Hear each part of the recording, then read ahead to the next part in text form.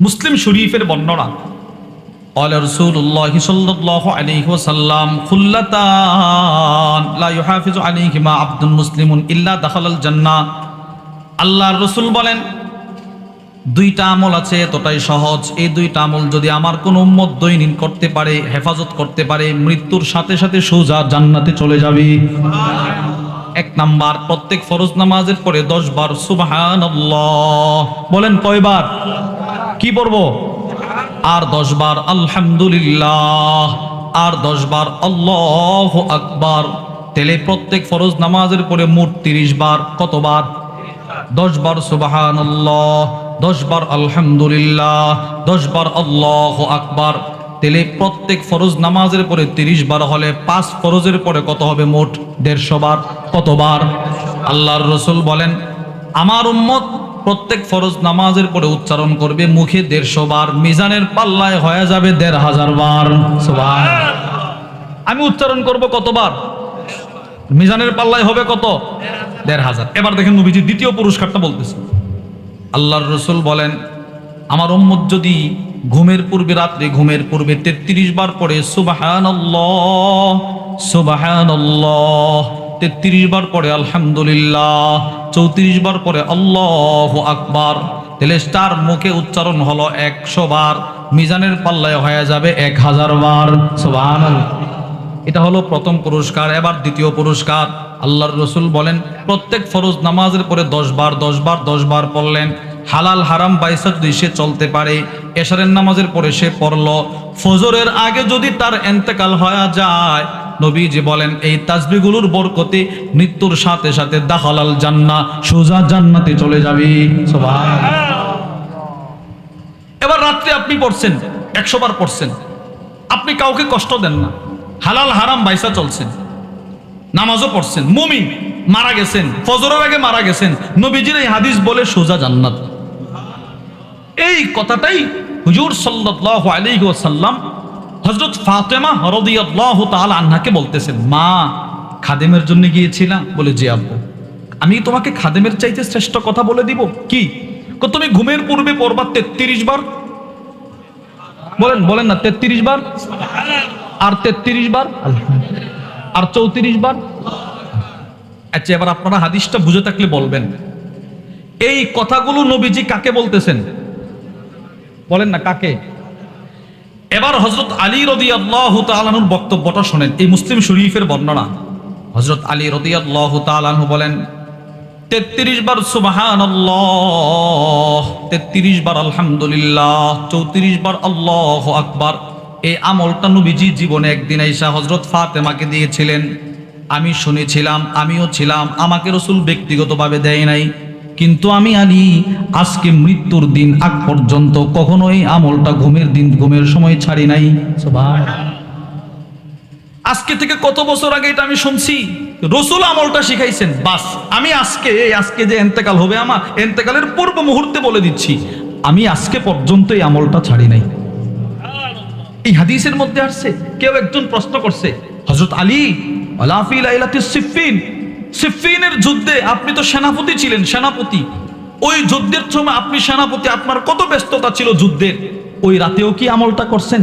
হযরত আলী বলেন সিফফিনের রাতেও আমি আমলটা ছাড়ি নাই। এই হাদিস থেকে আপনারা কি বুঝলেন?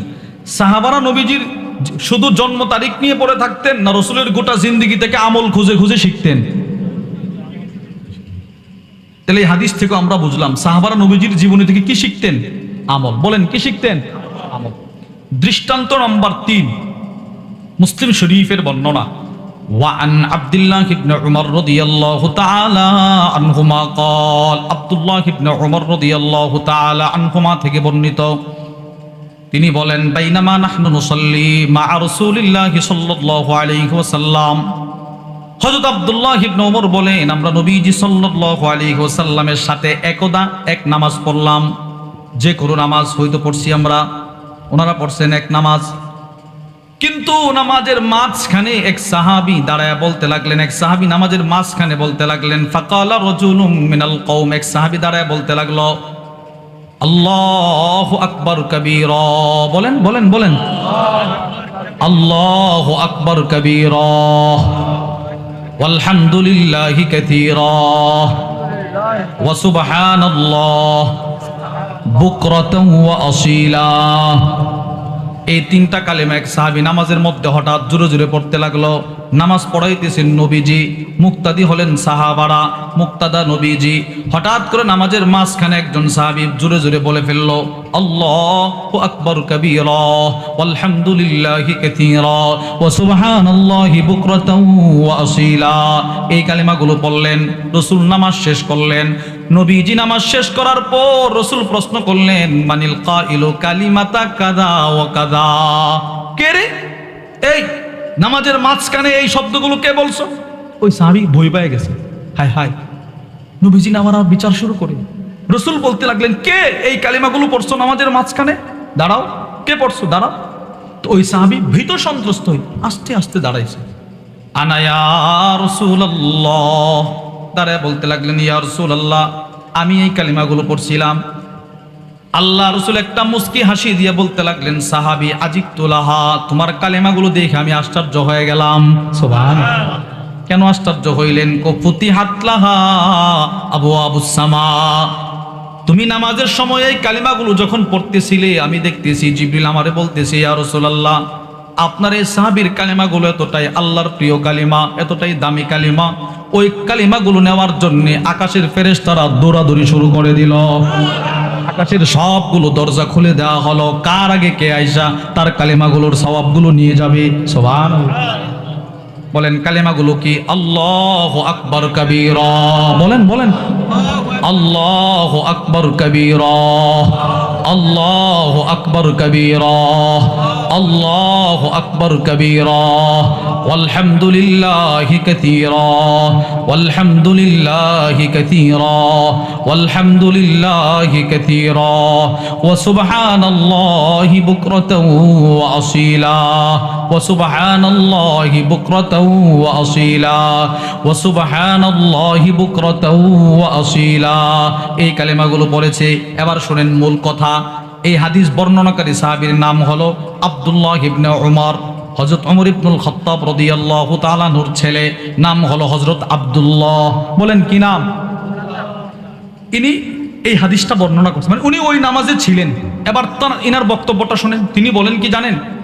ওয়াল্লাহ, আল্লাহর কসম, আল্লাহু আকবার কাবীরা ওয়ালহামদুলিল্লাহি কাসীরা ওয়া সুবহানাল্লাহি বুকরাতাও ওয়া আসীলা। এই আমলের ফজিলতটা আমি নবীজির জবান থেকে শোনার পর থেকে, যেদিন আমি নামাজের পরে নবীজির জবান থেকে এই ফজিলতটা শুনছি, আজকে মৃত্যু পর্যন্ত আমি আব্দুল্লাহ ইবনে ওমর এই বাক্যগুলো পড়তে ভুলি নাই। সুবহানাল্লাহ। বুঝছেন আপনারা? হাদিসটা বুঝছেন? তাহলে এই হাদিসও আমরা পাইলাম হযরত আব্দুল্লাহ ইবনে ওমর নবীজির জীবনী থেকে কি শিখছেন? বলেন কি শিখছেন? না শুধু নবীজির প্রথম দিনটা নিয়ে পড়েছিল? না, রাসূলের জীবনী থেকে সাহাবার আমল শিখছেন। আমল আমরা তিনটা দৃষ্টান্ত পাইলাম। দৃষ্টান্ত নম্বর 4, মা আতাকুমুর রাসূল ফাখুদু। রাসূল বলেছেন, আমি যা নিয়ে আসছি আমার 63 বছরের জিন্দেগিতে যা নিয়ে আসি তোমরা দেখেছো সবগুলো গ্রহণ করো। ওমা নাহাকুম আনহু ফান্তাহু, আমি যেগুলো থেকে বিরত থাকতে বলছি ওইগুলো থেকে বিরত থাকো। সাহাবারা দুটোটা নিছেন নবীজির কাছ থেকে। আবু দাউদ শরীফের বর্ণনা। এই হযরত আব্দুল্লাহ ইবনে ওমর একদিন রাস্তা দিয়ে হাঁটতেছেন, ফাসামিআ মিজমারা, ডেক সেটের আওয়াজ, বক্সের আওয়াজ, গানের আওয়াজ শুনতে পাইলেন। কেউ দুল তবলা বাজায় বাজায় গান গাইতেছে। ফাওয়াদা ইসবাইহি আলা উদুনাই, যেই মাত্র তিনি গানের আওয়াজ শুনলেন সাথে সাথে তিনি দুটা কান হাত দিয়ে বন্ধ করে দিছে। সুবহানাল্লাহ। না, আমার কানে যেন গানের আওয়াজ কখনো না যায়, এই বাস কান বন্ধ করে দিছে। ওনার খাদেম হযরত নাফি রাহিমাহুল্লাহ ওনাকে বললেন, হে নাফি, কি হাল তাসমাউ শাইআ ফা ইসবাইহি মিন উদুনাই। ওনার দুইটা কান থেকে হাত দুইটা সরাইলেন, এইভাবে কান সরাইছে, হাত সরাইছে। এবার কি বলে জানেন? এই এখনের কথাটা খেয়াল করে শুনুন। এবার তিনি ওনার খাদেমরে বলতেছে, আমি কেন এগুলো করছি জানো? বলে কেন? কুনতু মা'আন নবী সাল্লাল্লাহু আলাইহি ওয়াসাল্লাম, এই রাস্তা দিয়ে একদিন আমি নবীজি সাল্লাল্লাহু আলাইহি ওয়াসাল্লামের সাথে হেঁটে যাচ্ছিলাম। ফাসামিআ মিসলা হাযা ফাসানাআ মিসলা হাযা, হঠাৎ করে দূর থেকে গানের আওয়াজ নবীজির কানে আসছিল। আমি ছিলাম ছোট, আমি তাকায় দেখি আজকে আমি যেমন দুইটা কান বন্ধ করে দিলাম হাত দিয়ে, নবীজিও গান থেকে বাঁচার জন্য নিজের দুইটা হাত মোবারক দিয়ে কান বন্ধ করে দিলেন। এবার আজকে যেমন আমি তোমার অনেক দূরে এসে জিজ্ঞেস করলাম, হে নাফে গানের আওয়াজ কি শোনা যায়? ঠিক নবীজি আমারে জিজ্ঞেস করেছিল, এই আব্দুল্লাহ এখন কি গানের আওয়াজ শোনা যায়? আমি বলছিলাম না, শোনা যায় নাই। রসুল তখন গানের আওয়াজ যেন কানে না ঢুকে হাত দুইটা সরাইয়া দিলেন। সুবহানাল্লাহ বলেন। কোরআন হাদিসের আলোকে হুজুর সাল্লাল্লাহু আলাইহি ওয়াসাল্লামের জীবনী থেকে আমাদের কি কি শিখার বিষয়, সে বিষয়টা সম্পর্কে কিছু কথা বলার আশা রাখি। ওমা তৌফিকি ইল্লা বিল্লাহ। আল্লাহ তাআলা বলনেওয়ালা শ্রবণ করনেওয়ালা উভয়কে আমল ইখলাসের সাথে বলার শ্রবণ করার তৌফিক দান করেন, বলেন আমিন। মেরে ভাই, এখন যে আরবি মাস চলতেছে এটি হলো রবিউল আউয়াল বা রবিউল আউয়াল। আজকে হলো 14 তারিখ, শুরু হয়ে গেছে। আরবিতে তারিখ শুরু হয় মাগরিবের পরে। এই মাসেই হুজুর সাল্লাল্লাহু আলাইহি ওয়াসাল্লামকে আল্লাহ তাআলা পৃথিবীর এই জমিনে পাঠিয়েছিলেন মানব জাতির হিদায়াত, মানব জাতির মুক্তির জন্য আল্লাহ তাআলা আল্লাহর রসুলকে এই মাসে পাঠিয়েছিলেন। আবার এই মাসেই আল্লাহ তাআলা আল্লাহর রসুলকে নিয়েছেন। পৃথিবীর সমস্ত মানুষকে আল্লাহ তাআলা সৃষ্টি করেছেন আল্লাহর মন মতো। ফি আইয়ি সূরাতিন মা শাআ রাক্কাবাক। যাকে যেমন চেয়েছেন তাকে তেমন বানিয়েছেন। যাকে যেমন চেয়েছেন আল্লাহ তাকে তেমন বানিয়েছেন। আর সাহাবী হযরত হাসান ইবনে সাবিত বলেন, একজনকে আল্লাহ তাআলা তিনি যেমন চেয়েছেন রব তাকে তেমন বানিয়েছেন। তিনি হলেন আপনার নবী, আমার নবী। সুবহানাল্লাহ। মুহাম্মাদুর রাসূলুল্লাহ সাল্লাল্লাহু আলাইহি ওয়াসাল্লাম। এটা গুরুত্বপূর্ণ কথা। আল্লাহ যাকে যেমন চেয়েছেন তাকে তেমন বানিয়েছেন, আর রসুল যেমন চেয়েছেন রব তাকে তেমন বানিয়েছেন। সুবহানাল্লাহ বলেন। খলিকতা কামা তাশা। হাসান ইবনে সাবিত বলে, ইয়া রাসূলুল্লাহ আপনি এতটাই সুন্দর, সব দিক থেকে আপনার সৌন্দর্যের কোনো তুলনা নাই। কেমন যেন আপনি যেমনটি চেয়েছেন রব যেন তেমন ভাবে আপনাকে বানিয়েছেন। এই জন্যেই আল্লামা আব্দুল ফাত্তাহ আবু গুদ্দা রাহিমাহুল্লাহ তার বিখ্যাত কিতাব আর রসুলুল মুআল্লিম ওয়া আসালিবুহু ফিত তা'লিম, ওই কিতাবের মধ্যে লিখেছেন, যত সৌন্দর্য পৃথিবীতে হতে পারে, যত সৌন্দর্য পরকালে হতে পারে, সবগুলো একসাথে আল্লাহ তাআলা আমার নবীর দিয়া বানাইছেন। ফান্তাফাত আনহু তুহামুজ জুনুন ওয়া সালিমা মিন ইজদিরাইল উয়ুন। পৃথিবীতে মানুষটা যতই সুন্দর হোক তার কিছু না কিছু ত্রুটি থাকে।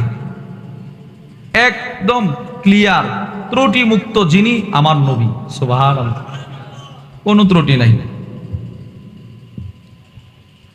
আল্লামা আব্দুল ফাত্তাহ আবু গুদ্দা রাহিমাহুল্লাহ তার বিখ্যাত কিতাব সফহাত মিন সবরিল উলামা আলা শাদাইদিল ইলমি ওয়াত তাহসিল, ওই কিতাবের মধ্যে লিখেছেন, মা জামা আল্লাহুল খায়রা কুল্লাহু লিআহাদ ইল্লা লিন নবী সাল্লাল্লাহু আলাইহি ওয়াসাল্লাম। তিনি বলেন, আখিরাতের যত শ্রেষ্ঠত্ব, দুনিয়ার যত শ্রেষ্ঠত্ব, সাত আকাশের যত শ্রেষ্ঠত্ব, সাত জমিনের যত শ্রেষ্ঠত্ব, জান্নাতের যত শ্রেষ্ঠত্ব হতে পারে, মিজানের যত শ্রেষ্ঠত্ব হতে পারে, হাসরের যত শ্রেষ্ঠত্ব হতে পারে, সবগুলো একসাথে আল্লাহ তাআলা কোনো নবীকে একত্রে দান করে নাই, শুধু আমার নবীরে দান করছে। এই সেই নবী যিনি এই পৃথিবী থেকে বিদায় নিয়েছেন। এই যে কথাগুলো বলতেছি এগুলো হলো আমাদের নবীজির শান, এগুলো বর্ণনা করার বিষয়। এগুলো আপনি পালন করতে পারবেন না। আল্লাহ আপনাকে আখিরাত আর দুনিয়ার সব শ্রেষ্ঠত্ব দেয় নাই, মানুষ হিসেবে আপনাকে শ্রেষ্ঠত্ব দিয়েছে। একটা ধারা আছে, ধারা। কিন্তু সমস্ত শ্রেষ্ঠত্ব শুধুই মাত্র আমার নবীকে আল্লাহ দিয়েছেন। এটা রাসূল হাদিসে বলছেন, তিরমিজি শরীফের বর্ণনা। আলা রাসূলুল্লাহ সাল্লাল্লাহু আলাইহি ওয়াসাল্লাম, আল্লাহর নবী বলেন, ইন্নাল্লাহা ফাদ্দালানি আলাল আম্বিয়া। আল্লাহর রাসূল বলেন, আল্লাহ তাআলা আমাকে সমস্ত নবীদের উপরে শ্রেষ্ঠত্ব দিয়েছেন। সুবহানাল্লাহ। রাসূল নিজে বলতেছেন, আল্লাহ আমাকে সমস্ত নবীদের উপরে শ্রেষ্ঠত্ব দিয়েছেন। তুমি বলো ঈসা আলাইহিস সালাম, না, তার চাইতেও আমি শ্রেষ্ঠ।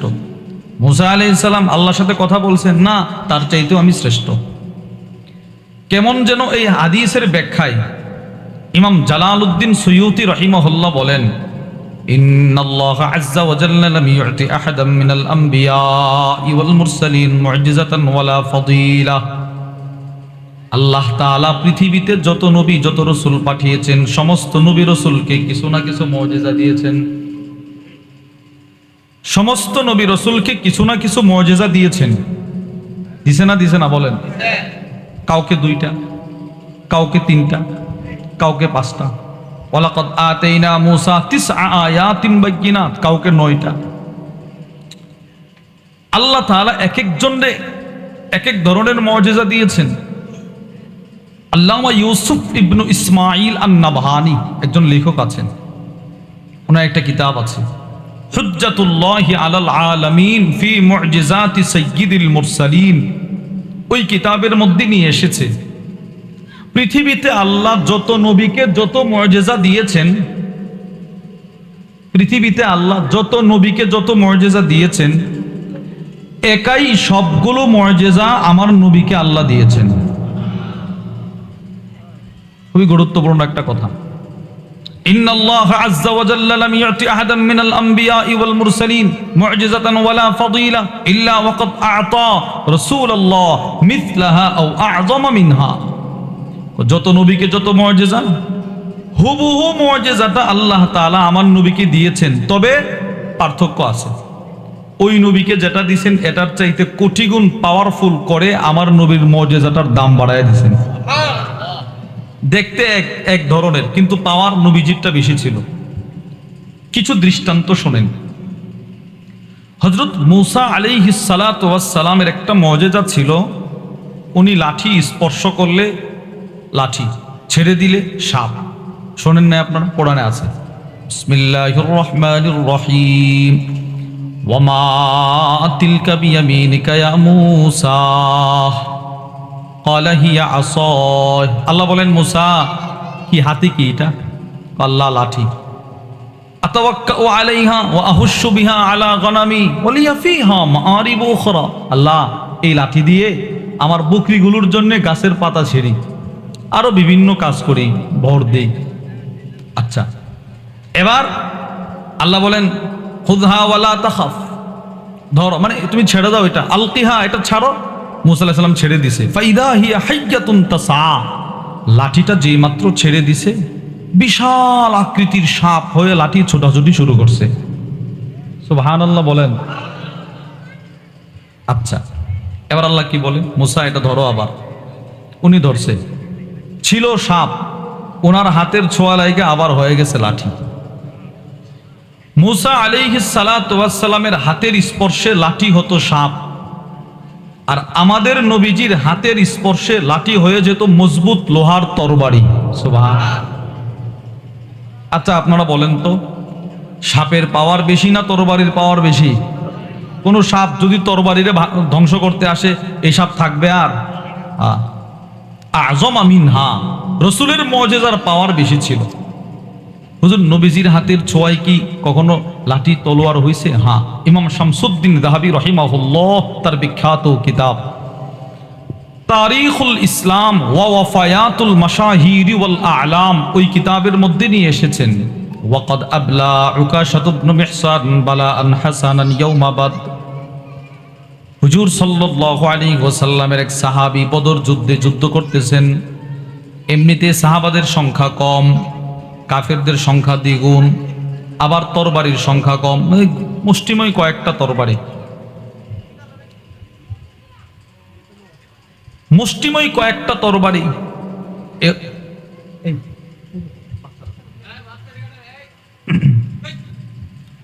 এমনিতেই তরবারি কম, আবার ভাঙ্গা তরবারি,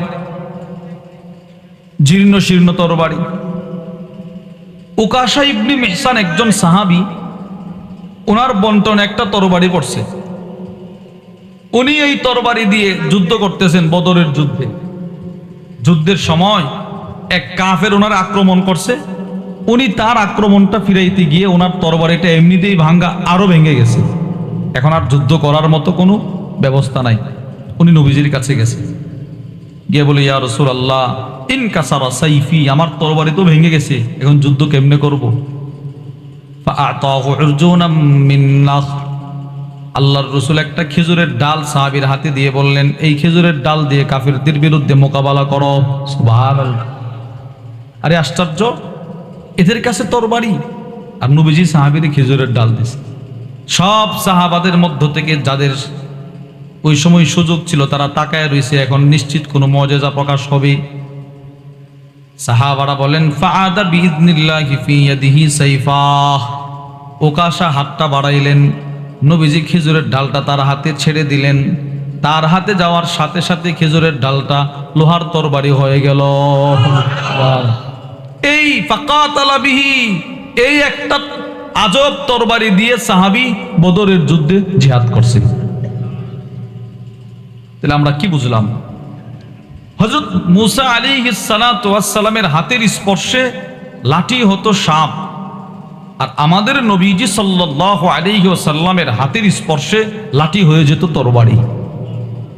আপনারা শুনেছেন পয়গম্বর মুসা আলাইহিস সালাতু ওয়াস সালামের উম্মতের পানির ব্যবস্থা ছিল না, উনি আল্লাহর আদেশে পাথরে আঘাত করছে। পাথরে একটা পাথর থেকে 12টা ঝরনার প্রসবন জারি হয়ে গেছে। একটা পাথর থেকে। পৃথিবীর কোন মানুষের শক্তি আছে ইট পাথরের ভিতর থেকে পানি বের করবে? বলেন, আছে কারো শক্তি? যিনি পাথরের ভিতর থেকেও পানি বের করলেন তিনি কে? বলেন না সবাই, কে? আল্লাহ। পাথরের ভিতর থেকে পানি বের করছে। হযরত মুসা আলাইহিস সালাতু ওয়াস সালাম পাথরে আঘাত করলেন, 12টা ঝরনা প্রবাহিত শুরু হয়ে গেল। লাঠি, পাথর, পানি।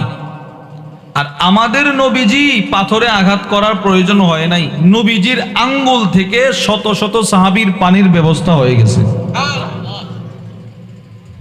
রসুলের আঙ্গুল থেকে যে পানির ব্যবস্থা হয়েছে এটা বোঝানোর জন্য দুইটা দৃষ্টান্ত আপনাদেরকে শোনাই বুখারী শরীফ থেকে। এক নাম্বার, ওয়ান জাবির ইবনে আব্দুল্লাহ রাদিয়াল্লাহু তাআলা আনহুমা ক্বাল, হযরত জাবির ইবনে আব্দুল্লাহ বলেন, আতিশান নাসু ইয়াউমাল হুদাইবিয়াহ, হুদাইবিয়ার সন্ধির সময় হযরত সাহাবা ইকরাম রিদওয়ানুল্লাহি তাআলা আলাইহিম আজমাইন পানির পিপাসায় কাতরাচ্ছিলেন। যার কাছে যদ্দুর পানি ছিল শেষ হয়ে গেছে। এখন পানির তৃষ্ণা কিভাবে মিটাবে? এই পিপাসা তো নিবারণ করতে হবে, পানি নাই। ফাজাহিশান নাসু নাহবাহু,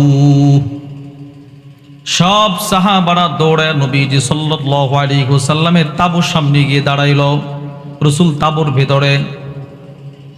فقال لهم رسول الله صلى الله عليه وسلم, আল্লাহর রাসূল দেখলেন সাহাবারা দলে দলে আমার সামনে এসে দাঁড়াইতেছে, ব্যাপার কি? রাসূল প্রশ্ন করলেন, মা আলাকুম, কি হলো, তোমরা আমার সামনে আসলে কেন? যার যার তাঁবুর ভিতরে থাকার কথাই অসময়ে আমার সামনে কেন?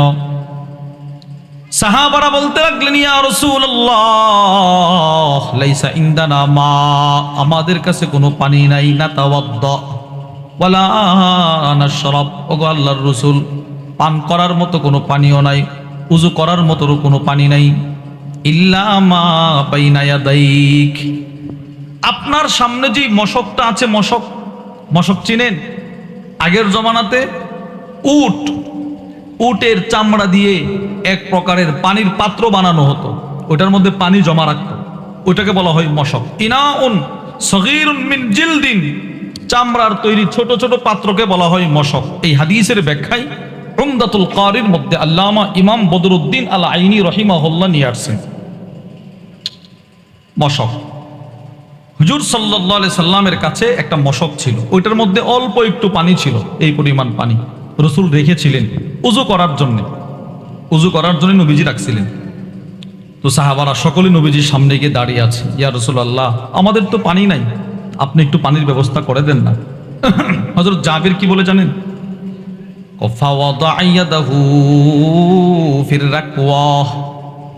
আল্লাহ রসুলের সামনে যেই মশকটা ছিল, ছোট মশক, নবীজি নিজের হাত মোবারক ওই মশকের ভিতরে ঢুকায় দিলেন।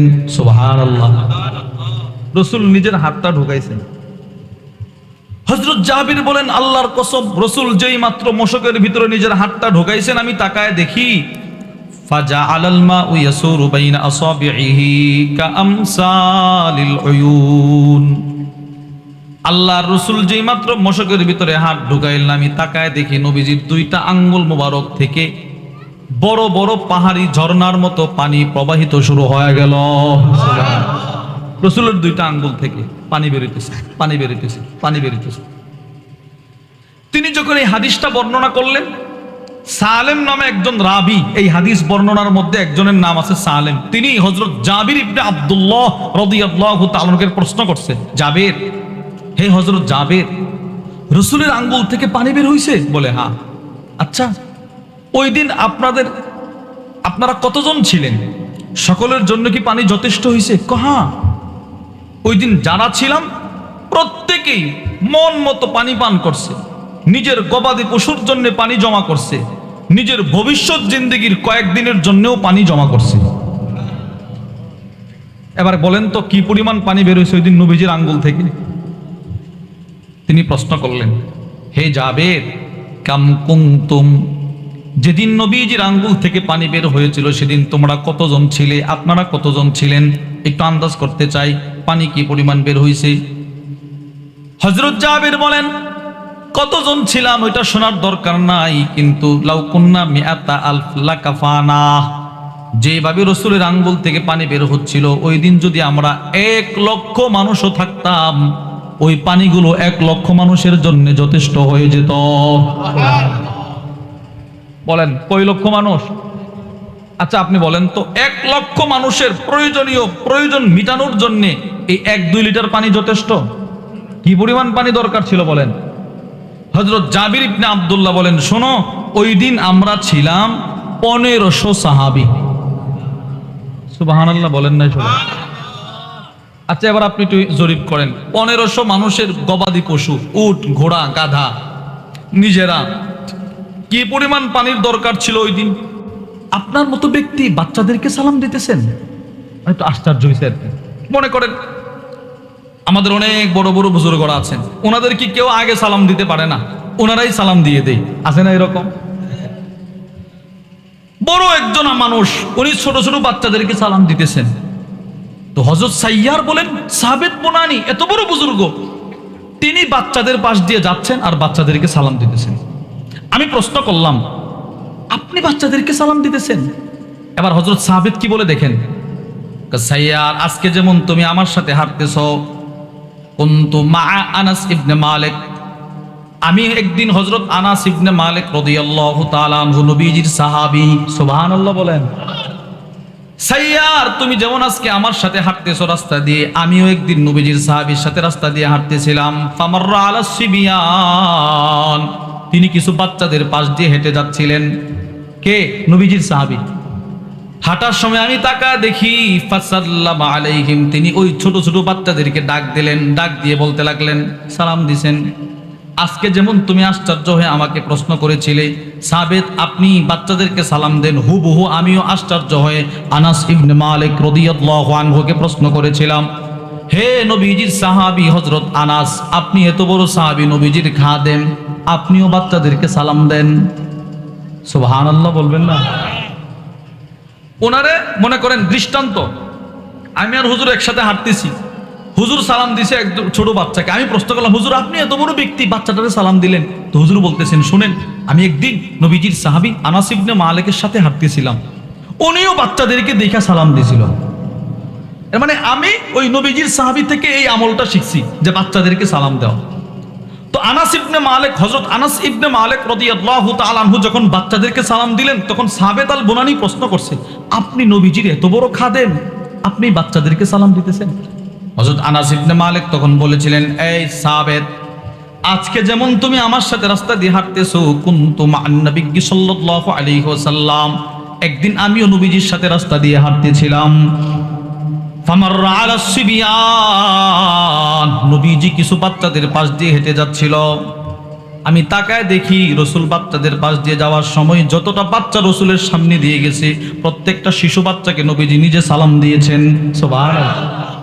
যেহেতু নবীজি সালাম দিছে, এই জন্য আমিও জিন্দেগিতে যত বাচ্চা দেখি বাচ্চাদেরকে সালাম দেই। হযরত সাহাবেদ বলেন, যেহেতু নবীজির সাহাবী বাচ্চাদেরকে সালাম দিত, নবীর কাছ থেকে আমলটা শিখছে, আমি সাহাবেদ জীবনে যত বাচ্চার পাশ দিয়ে গেছি সালাম দিছি। সুবহানাল্লাহ।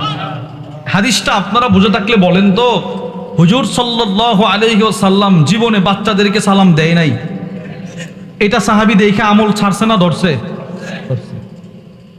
এবার সাহাবীর আমল থেকে তাবি শিখছে না শিখছে না? তাহলে আমরা এই হাদিস থেকে কি বুঝলাম?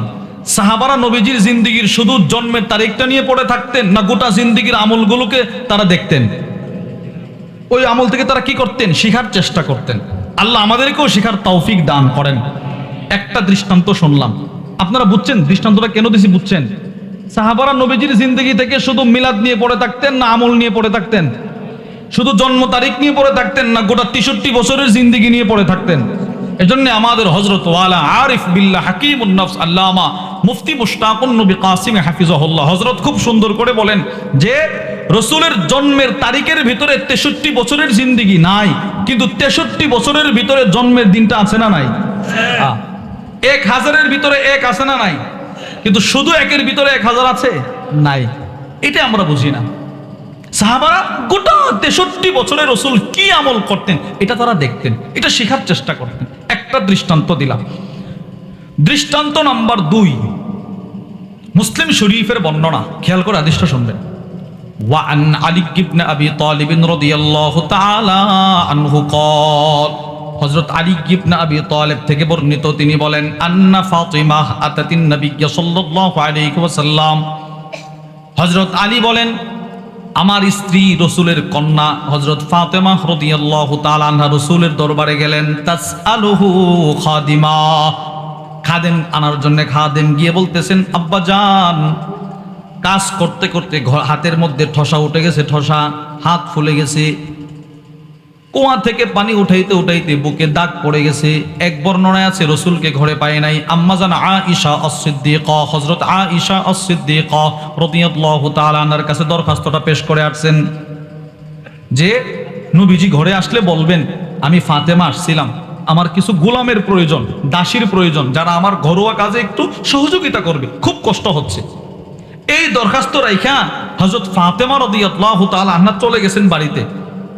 হযরত আলী রাদিয়াল্লাহু তাআলা আনহু বলেন, রাত্রি যখন গভীর হয়ে যাবে, আমরা যখন ঘুমের প্রস্তুতি নিচ্ছিলাম, হঠাৎ করে আমাদের ঘরের দরজায় এসে আল্লাহর রাসূল এরকম করা নাড়তেছেন।